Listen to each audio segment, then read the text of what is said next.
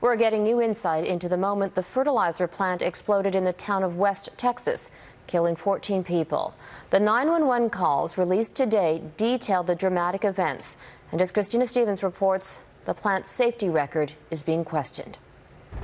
Search and rescue efforts have turned to recovery efforts in West Texas, where the bodies of several firefighters and emergency medics were among those pulled from the wreckage of the fertilizer plant explosion.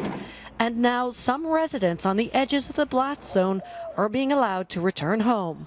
We are going through a tough time here, and we are working diligently to get everybody back in their homes. The U.S. president has issued an emergency declaration and pledged disaster relief aid to the community. Our thoughts, our prayers are with the people of West Texas, where so many good people lost their lives. Meanwhile, newly released 911 calls reveal the confusion and fear that prevailed after Wednesday's explosion, which destroyed buildings for blocks. There's a freaking cloud. Look at that. Look at that. Something exploded.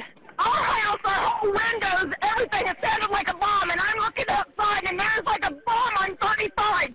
I don't know what is going on. Soon, calls about injuries were pouring in.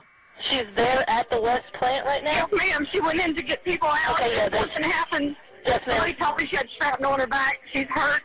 There's a lot of people hurt. Now the small town is trying to come to terms with its losses. A dentist in West for 3 decades, Larry Sparks has had the grim task of pulling dental records to help identify some of the bodies found in the rubble. Excuse me. It's emotional, yeah. So. New questions are emerging about not just the cause of the explosion, but also why the plant was allowed to exist so close to homes and why it had no sprinklers or firewalls and had only rarely undergone safety inspections. The plant's owner has released a statement saying, "My heart is broken with grief for the tragic losses to so many families," promising that they will be working closely with investigating agencies. Authorities say the explosion appears to be an accident, but they're not ruling out anything yet. Christina Stevens, Global News.